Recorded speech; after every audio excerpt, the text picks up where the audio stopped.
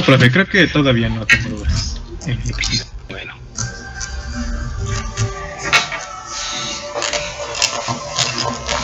Y entonces voy a volver a tocar algo de lo del día de ayer, nada más así, muy rápidamente. Sí. Ok. Esa fue la última diapositiva que se dio en la sesión de ayer. Y entonces, recordando que se definió lo que era la famosa corriente de desplazamiento, que esa corriente de desplazamiento se debía a una corriente debida a las variaciones del flujo eléctrico. Es decir, entonces cuando tenemos campos variantes en el tiempo, con el tiempo, lo que vamos a tener ahí es una corriente, ¿sí?, que va a estar dada, una densidad de corriente que va a estar dada por el producto cruz o rotacional de la intensidad del campo magnético, pero que además va a tener asociada lo que es una corriente que conocemos como corriente de desplazamiento, en donde, recordando el día de ayer, estuvimos viendo que tenemos este factor que resulta del flujo eléctrico, porque por lo que vemos ahí en la ecuación, vemos que tenemos las variaciones de la densidad de flujo eléctrico con respecto al tiempo, en la cual le quitamos la literal K y le pusimos simplemente J sub índice D, y entonces nos resulta que J sub índice D son los cambios que hay del flujo eléctrico con respecto al tiempo, y a estos cambios se le conoce como corriente de desplazamiento. Entonces, para los casos en los que se tiene campos variantes con el tiempo, completamos que el rotacional de la intensidad del campo magnético está compuesto por una densidad de corriente y una corriente de desplazamiento, que es la última ecuación que está en la parte inferior, que ya incluye todo lo que en este caso involucra el efecto de un campo variante en el tiempo.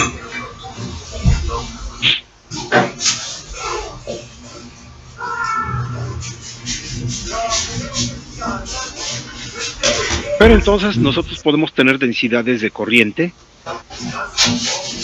dos tipos de densidades de corriente, y la corriente de desplazamiento, como se muestra en esta diapositiva, en donde la primera de ellas, que es la que estoy enseñando ahora mismo, se refiere al producto de la conductividad de un metal, o del medio, que en este caso pues es un metal, multiplicado por la intensidad de campo eléctrico. Entonces, cuando encontramos J, que se refiere a lo que es la intensidad de corriente, y esta está dada en términos de lo que es la conductividad y la intensidad de campo eléctrico, entonces decimos que a esta corriente se le conoce como corriente de conducción. Entonces apúntenle por favor, J igual a sigma por E, significa que estamos hablando de la corriente de conducción.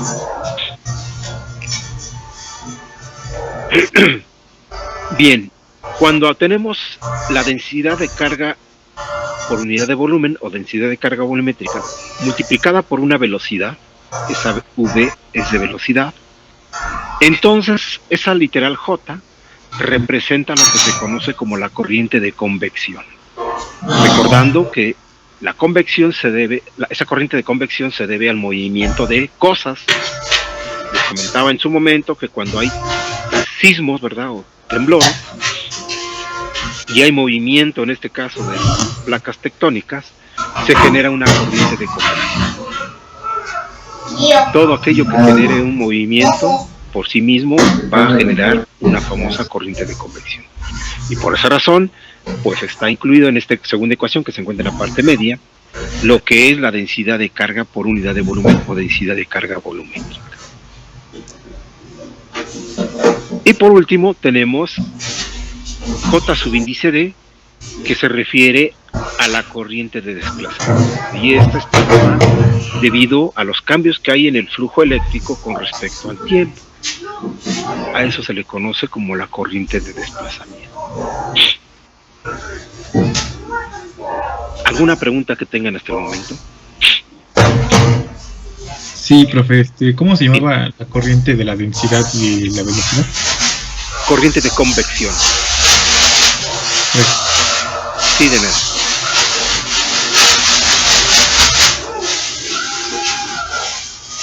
¿Alguien más que tenga alguna pregunta al respecto? ¿Qué dijo que era la de desplazamiento de qué? Simplemente se le conoce corriente como corriente de desplazamiento. J su índice D. Se debe, por lo que puedes ver ahí en la ecuación, se debe a los cambios que hay en el flujo eléctrico con respecto al tiempo. Ok, gracias.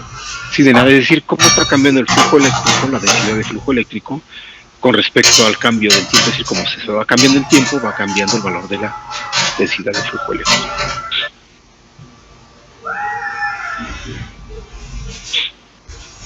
¿Alguien más que tenga alguna duda, alguna pregunta?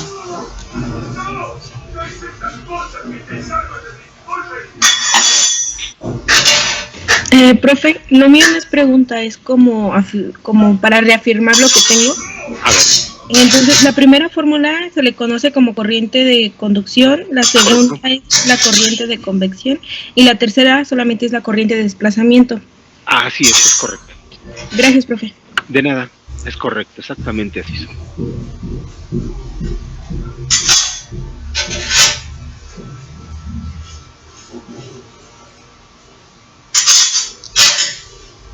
Bien, no sé si hay alguna pregunta más. Si no hay pregunta, vamos a ver cómo se resuelve un problema utilizando la ley de Faraday. Y que esta ley de Faraday, por lo que vamos a ver, pues es una de las, y de hecho yo lo comenté el día de ayer, la sesión de ayer, que es una de las 4 ecuaciones de Maxwell. Entonces vamos a ver un problema. Por favor apúntenlo porque no viene incluido ahí en las diapositivas, apenas me pareció importante, ayer lo estuve revisando, que podía en este caso presentárselos para que se dieran cuenta de cómo es que se puede llevar al cálculo de una FEM a partir de ciertos datos. Entonces, apúntenlo por favor, les doy un poquito de tiempo para que puedan escribirlo, ya que no viene la diapositiva. Mira una cucarachita. Aquí. ¿Lo viste? ¿Lo viste cucaracha? Sí. Ah, mi loco.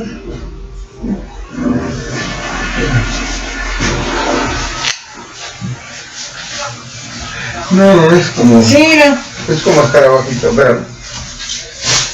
Es como escarabajito, ¿no? ¿Pero con qué pomada le voy a sobrar a mí? Con la que te sobaron lo de la panza para esa manzana, ¿no? Este me igual, ¿no? Ah, sí, sale chiquita. Sí. Sí, está bien chiquita. Algo que fíjate el chale.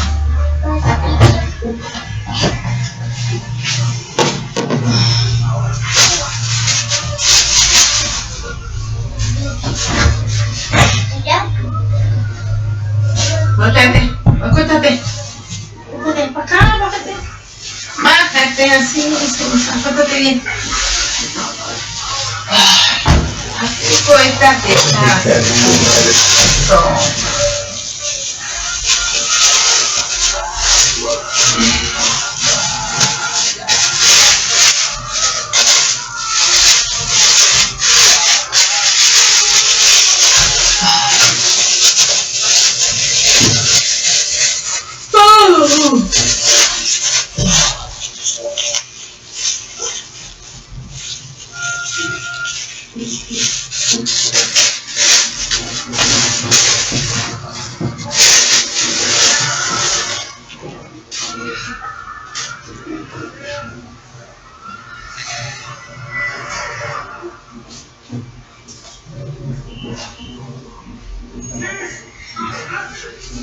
se lo vas a jalar igual de atrás. Se jala de atrás, que adelante no se lo coge. Perdón, dile. No sabía.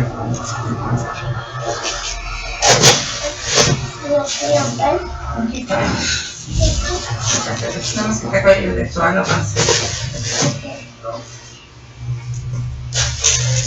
Bien, entonces el problema dice lo siguiente. Una bobina de 125 vueltas de alambre de cobre, de medidas de 25 centímetros por 40 centímetros, rota en un eje horizontal dentro de un campo magnético vertical de 3.5 militeslas de valor. La pregunta es, ¿qué tan rápido debe rotar la bobina para alcanzar a tener una FEM, una fuerza electromotriz de 5? ¿Cuántas sobraron? No. Tú lo guardaste. Pero no. Déjeme ver si tengo...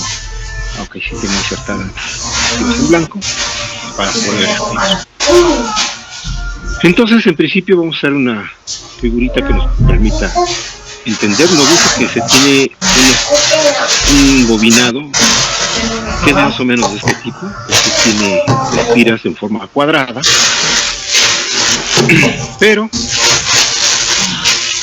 está rota sobre un eje horizontal. Entonces se supone que aquí debería estar, voy a poner este ejemplo, aquí deberían de estar las espiras, y de alguna u otra forma aquí están las terminales de esa bobina. Deja eso así que no. Y entonces debería de rotar, puede rotar en este sentido o puede rotar en sentido inverso, es decir, así como está, de esa manera. ¿Hacia dónde está rotando? No nos dice el problema, entonces es, en este caso, pues poca la información que tenemos.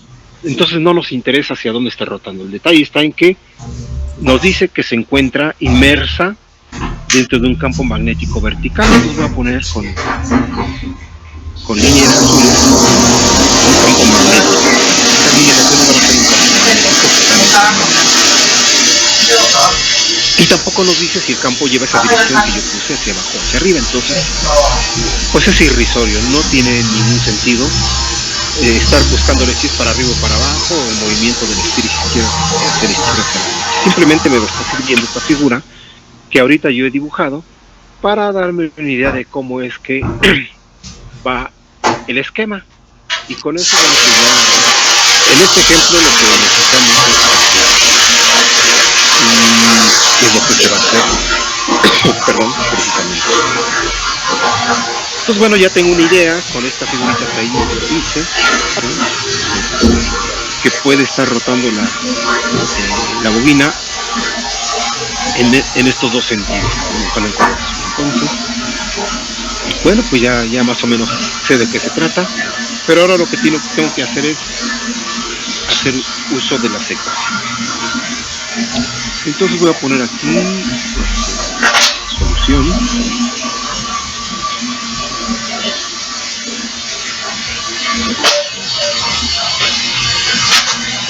Y sabemos que la fórmula para poder determinar la fuerza electromotriz es igual a menos la derivada con respecto al tiempo de la integral de la superficie de B punto ds. Pero como tenemos en este caso, espérame, no te alces. No solamente una espira, sino varias espiras, entonces aquí tenemos que poner la letra N. ¿Ok? ¿Estamos de acuerdo? Dado que la fórmula solamente está dada para una sola espira, pero yo tengo no solamente una espira, sino tengo varias espiras, entonces yo voy a incorporar aquí esta literal N con el número de espiras dentro de esa integral. Entonces no es eso. Ah, sí. Espérame, ya te traigo una. Bien, pero entonces, el producto Espérame, ya acabé. ¿cómo está dado o cómo se expresa en términos de funciones trigonométricas? ¿Alguien lo recuerda o lo tiene por ahí en su formulario?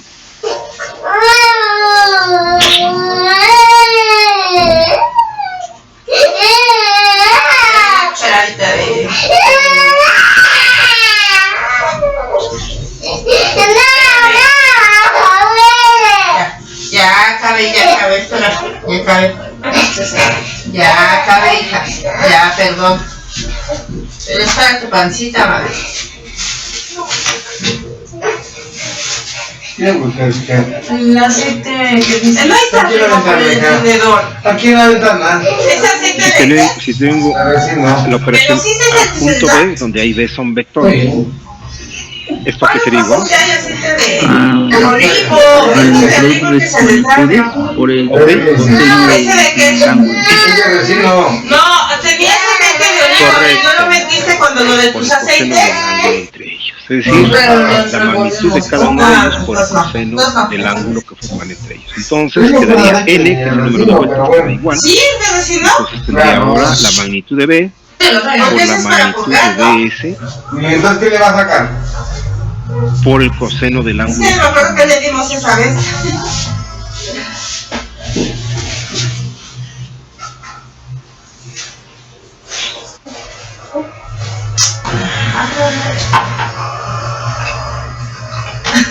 No me acuerdo cuál es. Pero aquí la magnitud de DS, dado que nosotros tenemos Sí. superficies, no superficies positivas ni superficies negativas, podemos eliminar 3 pedacitos en nada este más. caso ese símbolo y dejar simplemente Eso es por meterse las que esto manos es a la igual boca. a N por la magnitud de B por el coseno del ángulo por el diferencial de superficie.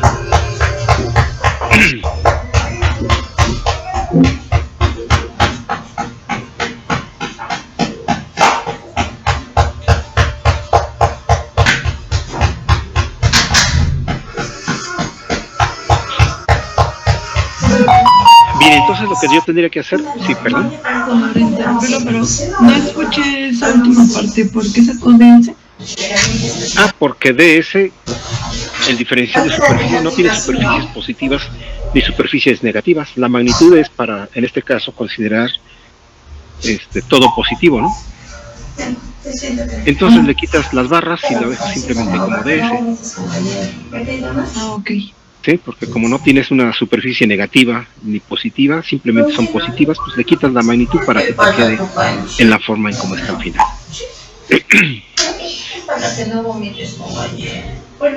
Bien, entonces, ¿cuál sería el resultado de esa integral? La integral de N por la magnitud de B por el coseno de θ diferencial de S.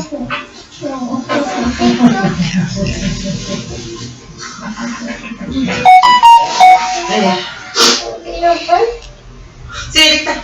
Nada más espérate unos 10 minutitos de que te sobe y ya te damos pancita, ¿vale?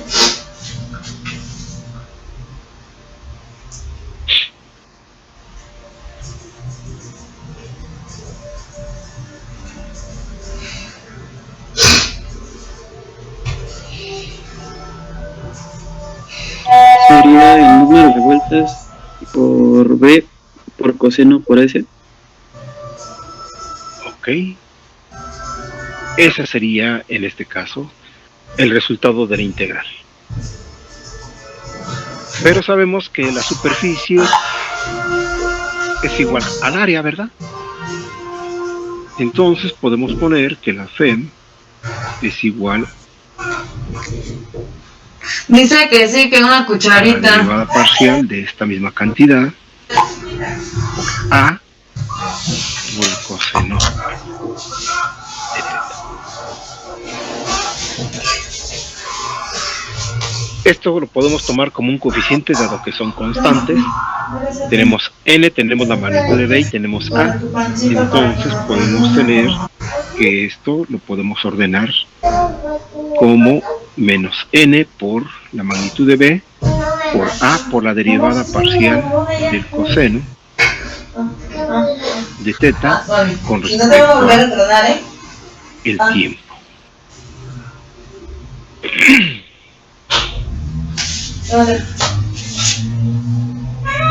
¿Hasta ahí vamos bien? Pásatelo. Ya. Aguas, no, sóplate. Sí. Ya, mi vida, ya, nada más era eso, mi amor, ya. Es para tu pancita, mi vida. Ya te comes un pancito, ¿vale? De los que quieras, cuernitos o de los de avi. ¿Va? Cuernitos. Ay, ¿por qué no le das el tuyo? Voy a pasarme a... ¿De qué sirve este el tuyo? ¿Puede volver a Es del explicar que el último ella paso, quiera, por favor? Sí, claro. Un En ratito, este nomás caso, espérate un esto ratito que y te tengo damos, aquí, estoy ¿vale? otra vez volviendo a subrayar, Ya. es como si fuese una constante, es un No pasa coeficiente, entonces nada, estamos ¿ves? explicando No pasa nada, un mi amor. coeficiente por una función trigonométrica, entonces, pues como no tiene nada que ver con respecto al tiempo, lo puedo sacar de la operación y simplemente sacar la derivada de la variable que en este caso sería el coseno de t. Por eso me queda n por la magnitud de b por t, por la derivada de el coseno del ángulo por el tiempo. ¿Sí? ¿Sí te lo suena? A ver si suéltate.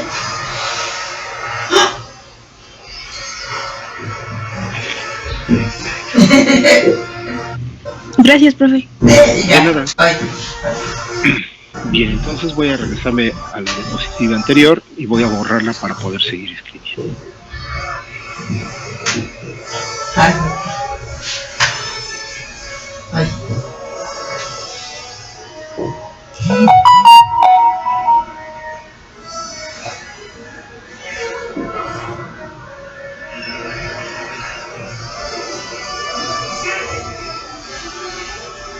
En este caso, teta ¿Estás viendo tele o estás poniendo tele? Estoy esperando a que pase la siguiente. Tito, no. va a ser igual a omega por t. ¿Por qué Tito, razón? no va. Porque tenemos lo siguiente.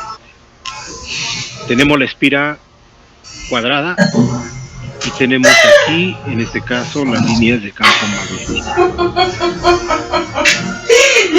Si yo tomo como referencia, por ejemplo, este punto, ¿Su qué? ¿Qué? puedo tomar cualquier punto, puede ser cualquier punto, en este caso, en ese rectángulo o cuadrado. Es rectángulo, porque en realidad no es una espina cuadrada, sino rectangular. Dice que ahí Para había poder- calito de pollo con una pierna para que desayune. Y ya vi, se lo vi. Y ya sabía mi mamá, sí. Y ya había pensado que le iba a dar eso. No necesitas que le estés diciendo. Entonces, aquí Sí, yo lo mire. que tengo es B. Y le dice a mi mamá que yo sabía, ¿sí? Y ¿Sí te tronó? esta espira va a estar rotando en este sentido, puede estar rotando. Oye, sí le están tronando todos. Ya más falta uno. ¿Verdad, hija? Ya no quiere. Ya no sé si no quiere. No, ya no quiere. Entonces el diferencial de superficie va a estar girando. ¿Cómo que sí te tronó? Consiguiente, entonces el ángulo bien puedo explicarlo o especificarlo en términos de omega por t, donde sabemos que omega es la frecuencia angular. Voy a girar, ya sea en sentido horario o en sentido antihorario, desde 0 grados hasta los 360 grados. Muchas veces, porque al final de cuentas a mí lo que me interesa es Qué bonito como es. ver cuántas rotaciones se pueden dar o cuántos giros se pueden dar para yo poder tener una FEM igual a 5 grados. Entonces, ya una vez que entendí esa figurita,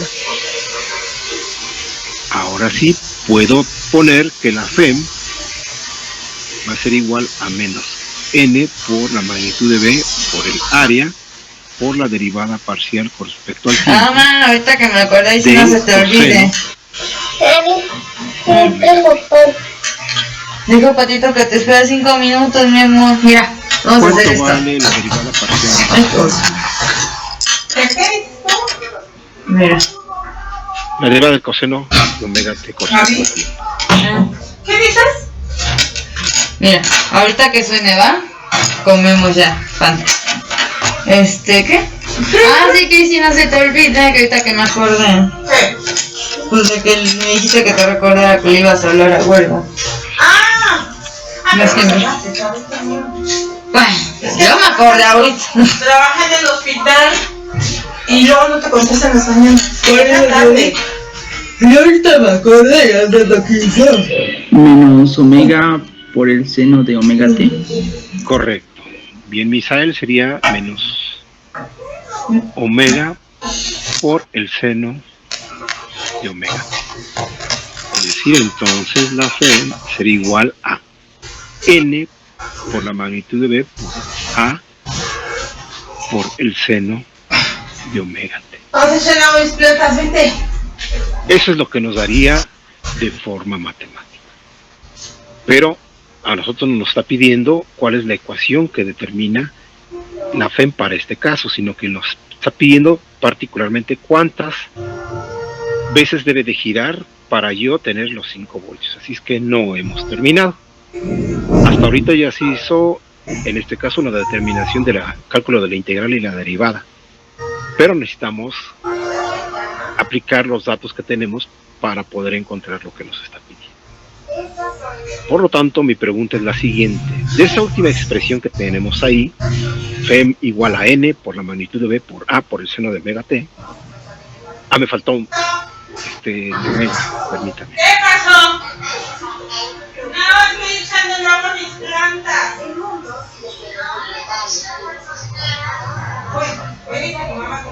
Aquí quiero aprovechar para comentar algo.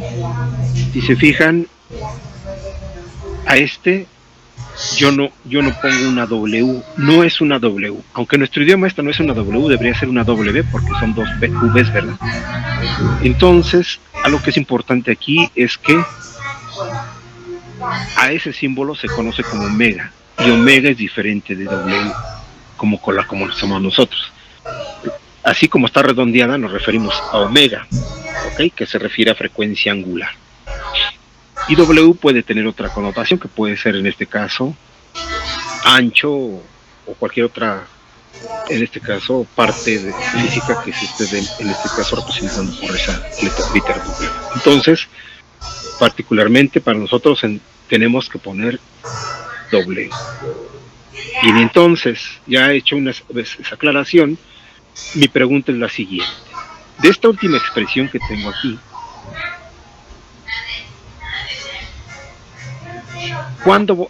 ¿bajo qué condiciones o en qué momento voy a tener la FEM máxima? ¿Cuánto debe de valer el seno de omega T para que yo tenga la FEM máxima?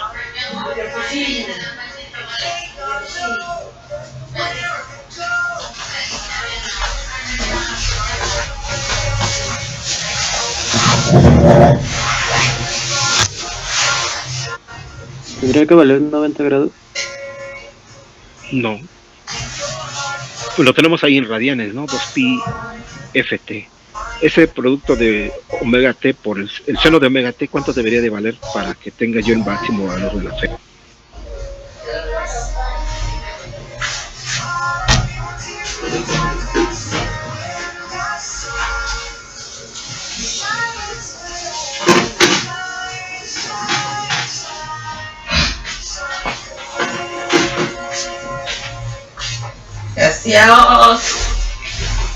¿No sería 2pi? No. A ver, ¿cuánto es el valor máximo? Le damos el tecito de celular, ¿no? No. Sería un cuarto de pi, ¿no, profe? No, a ver, tal vez no lo están comprendiendo como lo estoy preguntando. ¿No? El seno tiene valores diferentes dependiendo del ángulo y son fracciones, ¿verdad? ¿Estamos de acuerdo? ¿Cuál es el valor máximo que yo puedo tener del seno?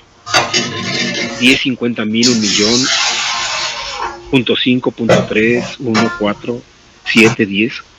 ¿Cuál es el valor máximo que yo podría tener? ¿Mejor pensito vas a querer eso que? 1. 1. Correcto. No te voy a dar. Entonces, la Te FEM voy a dar máxima tecito. yo la podría tener cuando Te voy a dar un tecito por tu pancita.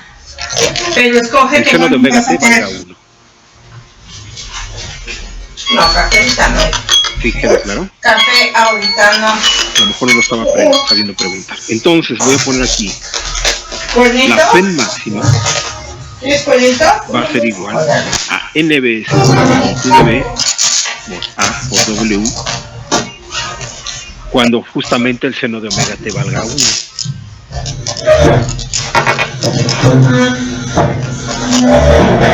¿Ok?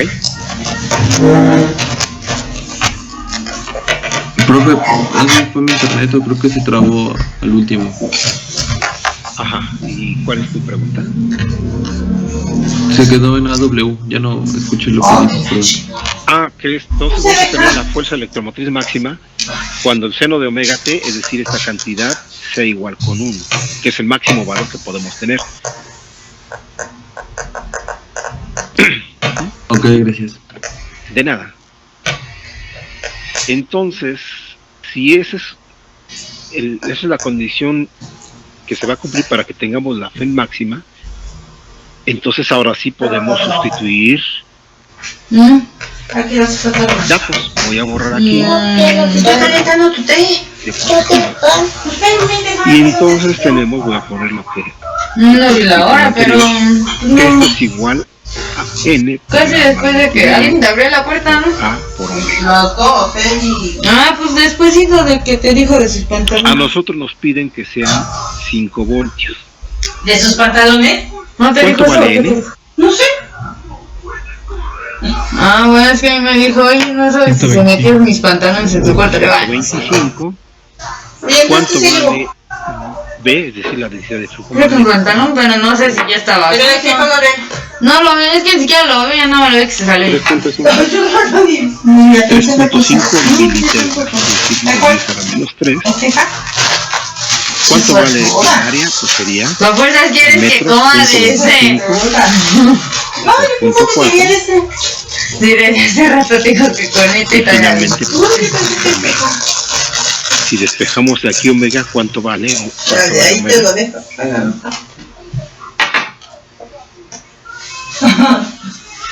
¿Cuánto resulta el valor de omega? Sin tirar en el piso,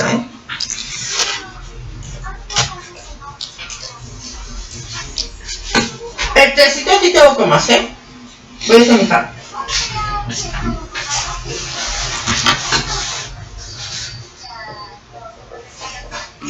$114.28. Ok, gracias. Serían 114.28. ¿En qué unidades está dado omega?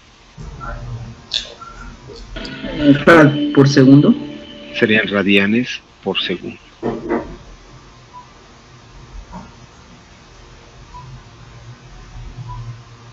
Matemáticamente, hasta aquí está bien el resultado. Pero cuando nosotros hablamos de giro en un motor o en algo, sobre todo los motores, no hablamos de radianes por segundo, sino utilizamos otro término que se conoce como revoluciones por minuto o vueltas por minuto, ¿verdad? Es decir, RPM. ¿Por qué no utilizamos radianes por segundo? Pues porque tendríamos que ir midiendo el ángulo en términos de radianes de pi por cada segundo. Entonces la unidad de tiempo es muy rápida. Un segundo para nosotros es muy rápido. Entonces por esa razón los giros de los motores, ya sea un motor de combustión, por ejemplo en un vehículo, o en un motor eléctrico, no los damos en radianes por segundo, sino damos en giros o revoluciones por minuto. Entonces tenemos que convertir ese dato que tenemos ahí con las variables correspondientes y sus unidades que son correctas a un valor que sea más práctico para nosotros. Entonces para ello vamos a hacer lo siguiente. Yo no lo aprendí. Voy a volver a copiar. Yo no la pago. Ahí, yo dije, si la aprendiste es porque no ves, ¿no? 28, y ahora voy a poner las unidades de esta forma para que sea más fácil de poder hacer. Estamos locos. Como yo quiero sacar la conversión de segundos a minutos, entonces nosotros sabemos que un minuto consta de 60 segundos, ¿verdad? Sí. Entonces aquí pongo el equivalente en minutos con los segundos. ¿Y una revolución cuántos radianes serían? Qué rico.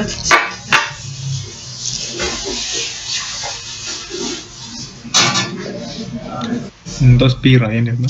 Correcto.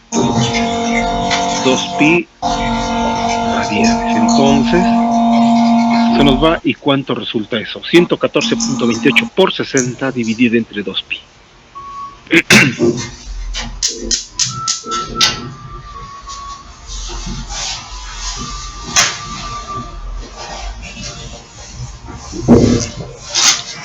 1091.29 revoluciones por minuto. RPM. Desde el punto de vista matemático, entonces tendríamos que hacerlo girar a 1091.29 revoluciones por minuto, pero pues es un número que para nosotros no es sencillo de obtener. Esto podríamos aproximarlo a 1091 o 1092. ¿Por qué no es tan fácil? Porque mecánicamente tenemos fricción, resistencia mecánica, inercia, etc. Entonces tendríamos que ver cuánto da si gira a 1091 vueltas por minuto, revoluciones por minuto, o a 1092. Los resultados serían los correctos y tendríamos una FEM de 5 volts girando a esas velocidades o a esas velocidades angulares. ¿Sí queda claro?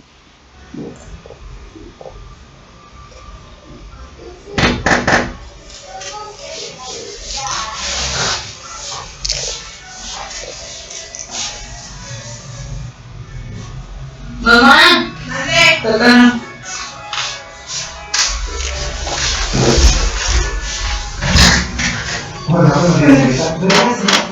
Ah, no, sí, permítame.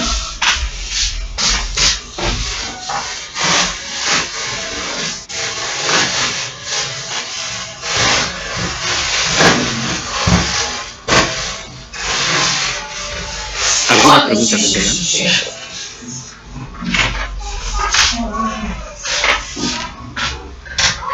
¿Son qué?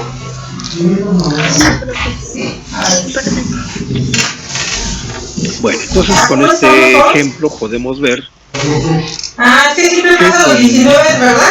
la ley de Faraday. Podemos determinar a qué velocidad o a cuánto debe de girar una bobina, claro, que en este caso hemos construido para poder tener una fuerza electromotriz, una diferencia de potencial o un voltaje de 5 volts. Bien, haciendo alusión al comentario que les hice ayer respecto a la generación de la energía eléctrica, para que ustedes tengan 120 volts en los contactos de su casa, el generador de energía, valga la redundancia, debe de rotar de manera constante a ciertas revoluciones por minuto para que puedan tener los 120. Si nosotros incrementamos la velocidad de rotación, vamos a tener una inducida mayor. Si rotamos a menos revoluciones, digamos a menos revoluciones, vamos a tener una FEM inducida de valor inferior. De ahí que espero que se den cuenta de la problemática y lo difícil que es tratar de mantener que en las plantas de generación eléctrica se tenga un control en el giro de los generadores. A su vez, en un aerogenerador, en donde el aire que mueve las paletas y a su vez el eje del generador permanezca una rotación que no genere mucho más FEM de la que se tiene calculada. Entonces ahí nos damos cuenta que generar la energía eléctrica que tenga valores constantes, aunque sea de corriente alterna, pero de valores promedio constantes, es decir, que siempre tenga 120 volts, no es tan sencillo. En los contactos de nuestra casa sabemos que hay 120 voltios más o menos, 125 o 120, 115, no lo sé, depende de la zona donde se encuentra. Pero ¿cuánto es la frecuencia de línea? ¿Alguien lo sabe?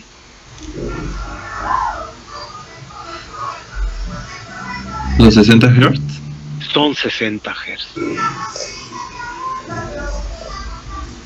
Y si nosotros tuviésemos un medidor de frecuencia, cuyo nombre a ese aparato se le conoce como frecuencímetro, y lo insertáramos ahí en el contacto para medir la frecuencia, nos daríamos cuenta de que no da exactamente 60 Hz, sino que tiene variaciones que normalmente nosotros le llamamos oscilaciones, y que esas oscilaciones están entre 59 y 61 Hz.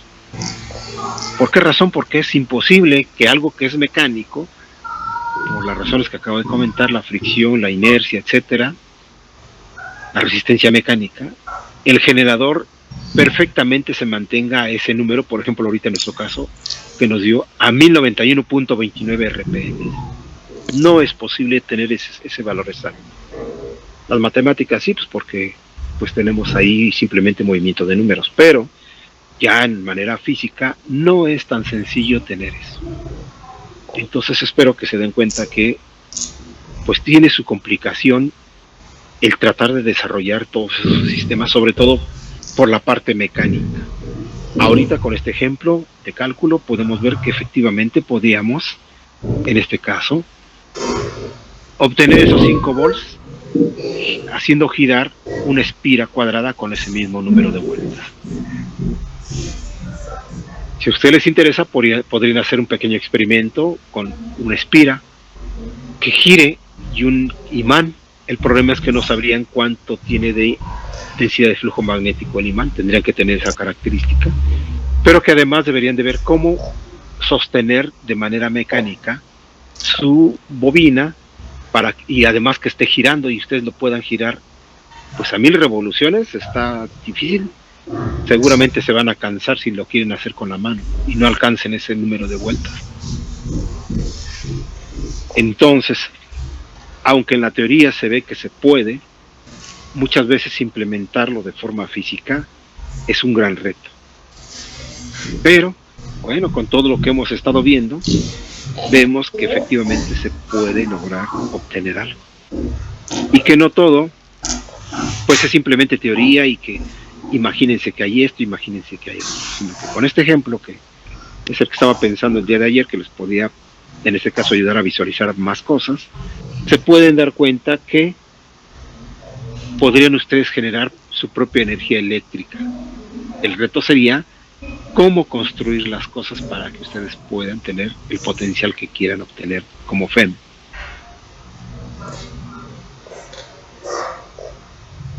¿Sí queda claro?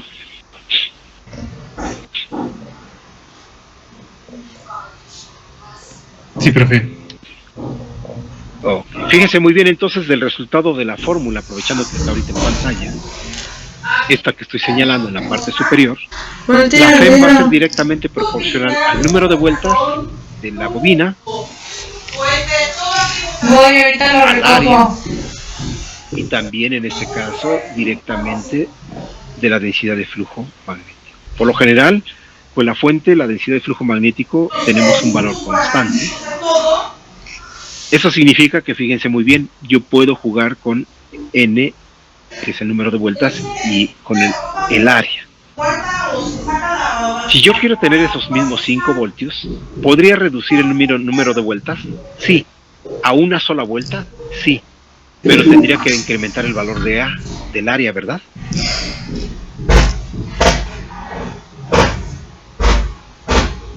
¿Sí me están entendiendo lo que estoy tratando de explicar? Sí.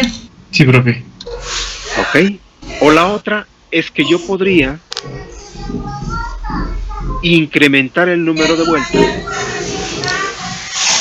mantener constante el área, y entonces podría de esa ecuación bajar la velocidad. A mí me conviene, desde el punto de vista mecánico, tener más vueltas y menor velocidad por el desgaste y la fricción, ¿verdad?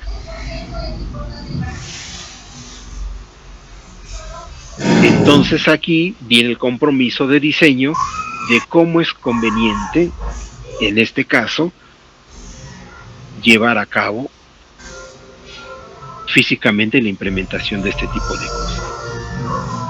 ¿Cómo se le hace de manera práctica para que esto funcione? Pues lo que hacemos es, por lo general, el símbolo que utilizamos es este, pero en realidad lo que tenemos pues, es una bobina con muchas vueltas. Como la integral en realidad es esto, normalmente este es constante, lo que cambiamos el diferencial de superficie o de área se refiere a todas estas superficies. Entonces todo esto yo lo puedo trasladar a una sola espira, de tal manera que sume cada una de estas superficies para que toda esta me dé la suma de todas estas pequeñas fracciones. Pero esto es impráctico porque tendría un área muy grande. Entonces, ¿qué es lo que hacemos? Pues mejor compactamos y hacemos pequeñas superficies pero con muchas vueltas y obtenemos la misma FEM. ¿Sí queda claro?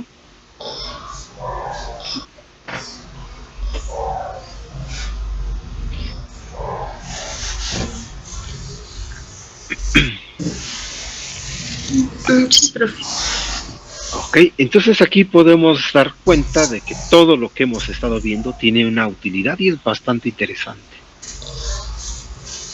Hay muchos retos para generar energía eléctrica, o la famosa FEM. Muchos retos del índole, sobre todo mecánico, porque nosotros no somos mecánicos. Entonces tendremos que apoyarnos de alguien que sepa de ingeniería mecánica para que nos ayude a resolver todo ese tipo de problemas. La construcción de un aerogenerador para energía eólica pues implica de matemáticos, de físicos, de ingenieros en electrónica, en control, en matemáticas, en mecánica, para poder lograr tener el diseño de este y que no sea funcional. Y bueno, como pueden ver, pues tiene aplicación todo lo que hemos estado viendo, no solamente es como coloquialmente decimos puro rollo, sino que efectivamente podríamos aplicarlo para calcular y obtener cierto beneficio. Por eso pensé el día de ayer en ponerles un ejemplo que en este caso les diera una idea del cómo y para qué se utilizan todas las ecuaciones que hemos estado viendo. No sé si tengan alguna pregunta al respecto, sino para continuar con la teoría.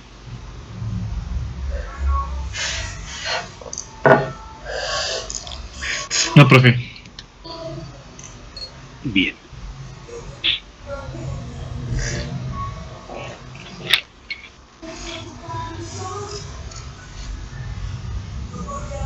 Entonces vamos a ver la siguiente diapositiva en la cual se muestran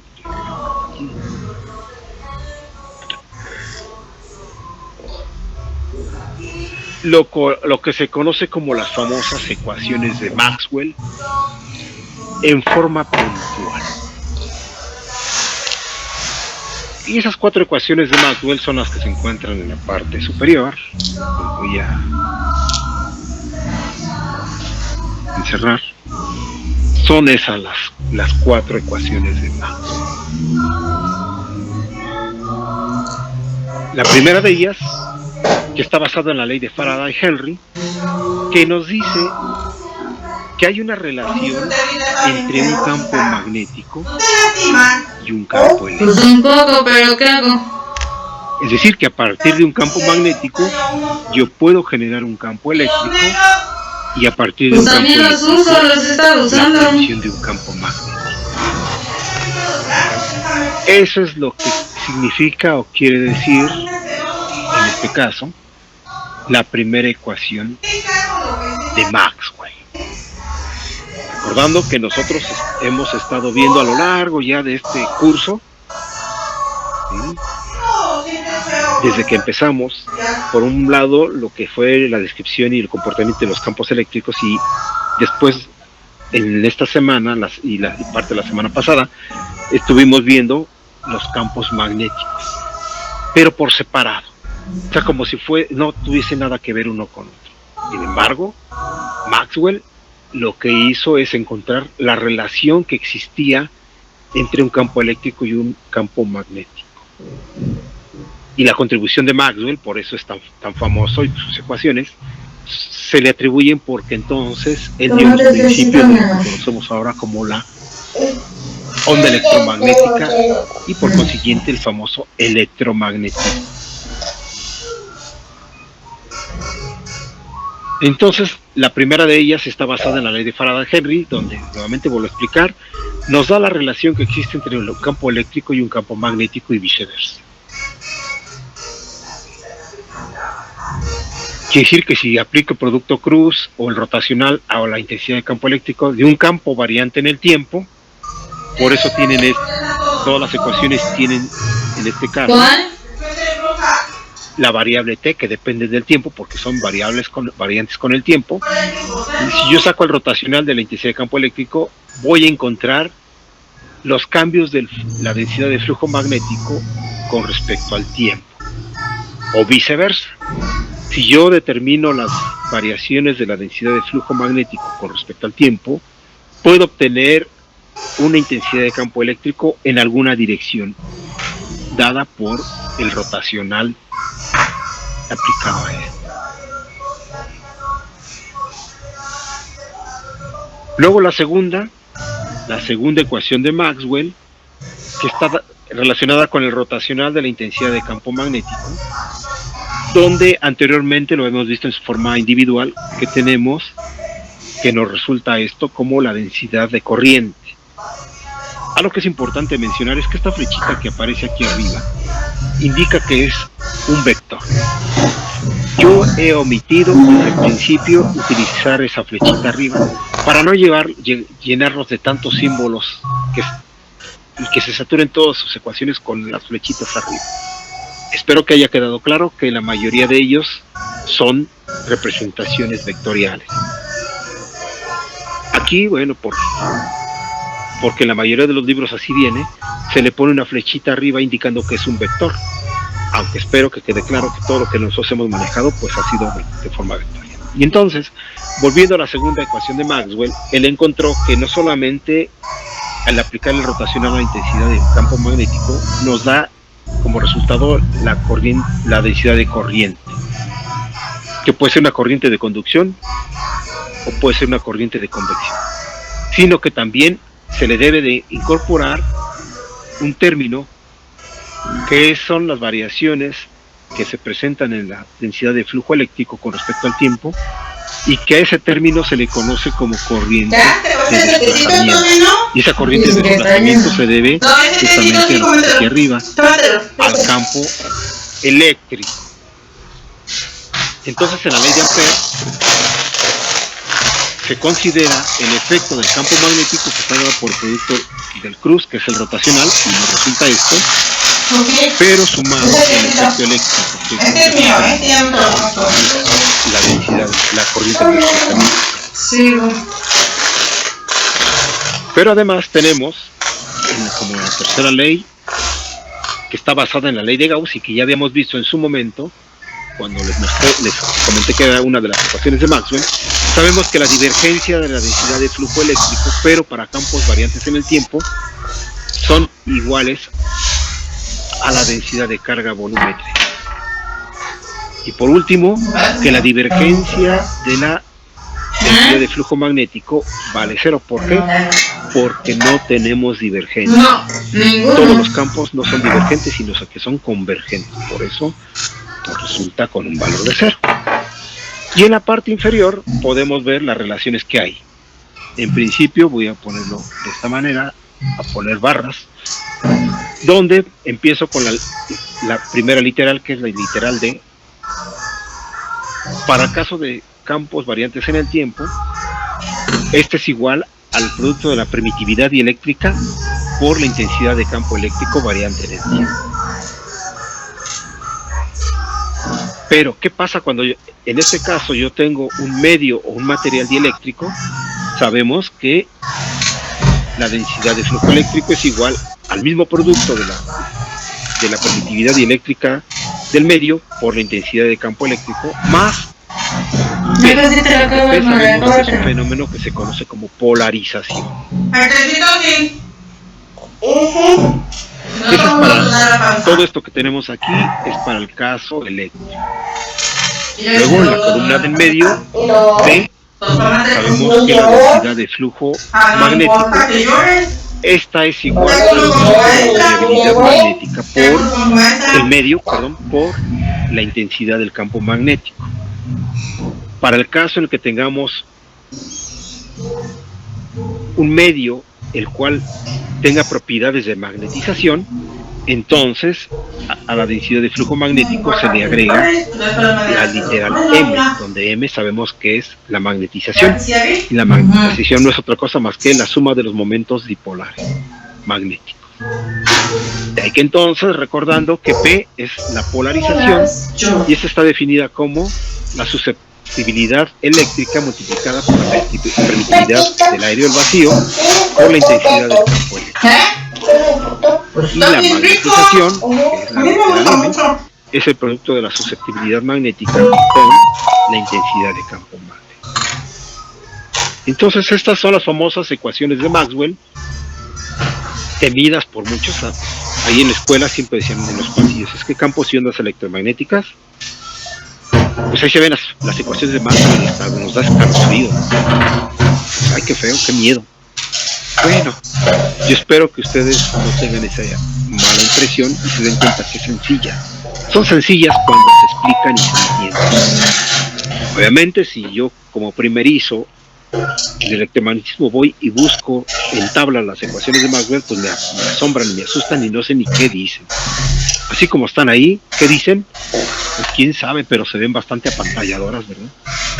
Pero ustedes que ya conmigo estuvimos recorriendo el curso, estudiando, analizando, me parece que deben de tener otra perspectiva, es decir, una perspectiva más clara de lo que nos dicen esas famosas ecuaciones de Maxwell.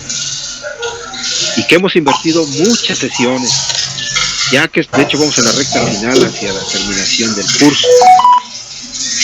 Ya hemos alcanzado a llegar hasta las famosas ecuaciones de Maxwell, pero no podíamos llegar a ellas sin haber abordado los temas, todos los temas que hemos estado viendo a lo largo de toda la sesión. Pero espero que esto pues quede claro y mejor entendido. Así es que estas ecuaciones que aparecen ahora en la pantalla, agréguenlas a su formulario, porque son importantes. Ahora, otra cosa también que tengo que hacer mención es que a estas ecuaciones que si ya en la pantalla se le conoce como ecuaciones de Maxwell en forma puntual o también en forma diferencial. ¿Por qué razón? En forma diferencial, porque te iba a hablar.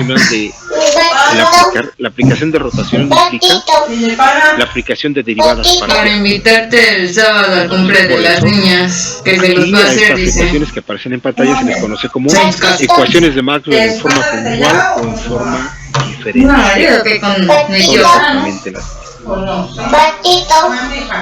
Y en la siguiente diapositiva vemos la representación de las ecuaciones de Maxwell. Dice que apenas ahorita me mandó un mensaje. Donde son exactamente las mismas, solamente que en vez de tener operaciones de derivadas y tener fracciones de resultados o resultados fraccionales debido a la aplicación de las derivadas, aquí lo que tenemos son resultados en forma integral, es decir, la sumatoria de todos los efectos. Y como podemos ver en la primera de ellas, nuevamente podemos ver la relación que hay entre el campo eléctrico ¿Y qué dijo que te iba a hablar? el campo eléctrico y el campo magnético y viceversa. En la ley de Ampère, que es la segunda, podemos ver que tenemos el resultado de la ley de Ampère y le estamos sumando la corriente de desplazamiento en forma integral, en forma continua, en forma integral de los cambios de la densidad de flujo eléctrico. Es que es el de la Romis y el de la Carlita, no es que cumplen las dos en noviembre, pero en diferente día, entonces se los hace juntos. Luego la ley de Gauss, que si aplicamos la integral al producto punto de la densidad de flujo eléctrico por el diferencial de superficie, pues esto nos resulta como una integral de volumen de la densidad de carga volumétrica por el diferencial de volumen. Y finalmente tenemos la ley de Gauss para el magnético. Sabemos que el producto de dice que ya se lo preguntó de superficie, que el producto punto nos representa una divergencia, pues esta es cero porque los campos magnéticos y los campos eléctricos no divergen. Entonces ya tenemos las representaciones tanto en forma puntual o diferencial y en forma integral con papas. Para particularmente para el vacío. Ajá, yo digo, no creo que para todos. Para el vacío particularmente se muestran ahora en pantalla. La diferencia con las anteriores, si las alcanzan a percibir, y si no, ahorita lo vemos, solamente está dada en la ley de Ampère, donde ahora solamente se tiene la densidad, la corriente de desplazamiento y no la corriente que resulta de la densidad de corriente. Esta puede ser pues corriente de conducción o corriente de convección, sino que solamente se incluye lo que es, en este caso, la corriente de desplazamiento que está dada por este término. Y todo lo demás parece ser igual, a diferencia de esta otra ecuación, donde nos dice que, basándose en la ley de Gauss, para el caso del vacío, la divergencia aplicada, bueno, sacando la integral de la divergencia de la densidad la densidad de flujo eléctrico, esta nos va a dar 0. Al igual que para el caso de la de flujo magnético. Esas son en forma integral para... no, que para todos, según. Realmente, para el caso de forma puntual o diferencial, para única y exclusivamente el vacío. Dice, yo les dije que un molito. Nuevamente tenemos lo mismo, ¿sí? En la primera de ellas, que corresponde a la ley de Faraday-Henry, con la relación que hay entre el campo eléctrico y el campo magnético y viceversa. En la ley de Ampère, nuevamente, cuando aplicamos el rotacional a la intensidad de campo magnético variante con el tiempo, nos va a resultar simplemente la corriente de desplazamiento. Entonces yo digo que ya de ahí se va para allá. Y como en el caso anterior, la ley de Gauss, que implica que la divergencia, tanto para el campo eléctrico como para el campo magnético, considerando su densidad, estas van a ser igual con 0.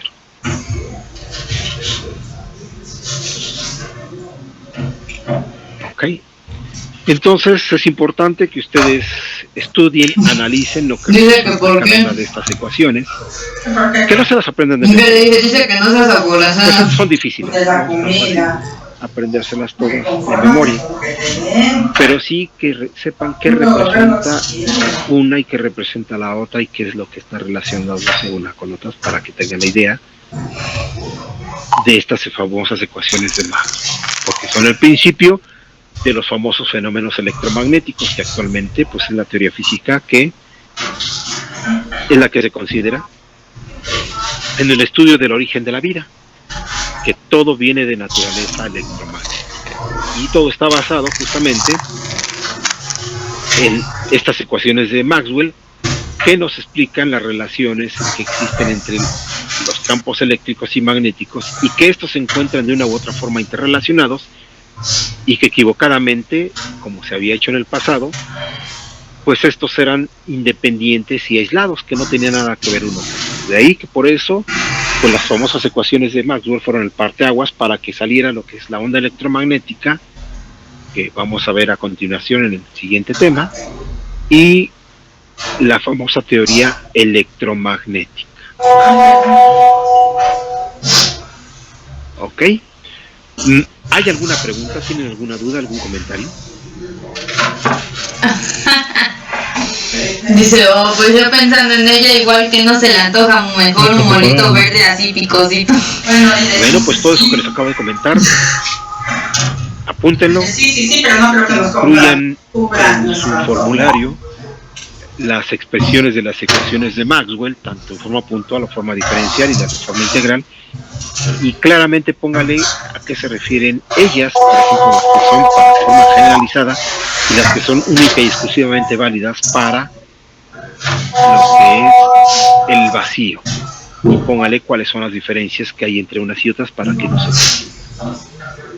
Y la siguiente sesión, que va a ser el lunes, vamos a ver 2 ejemplos de cálculo haciendo uso de estas famosas ecuaciones de Maxwell. Así es que por hoy hasta aquí le dejamos. Por mi parte es todo. Si no hay ninguna pregunta, que tengan muy buen día.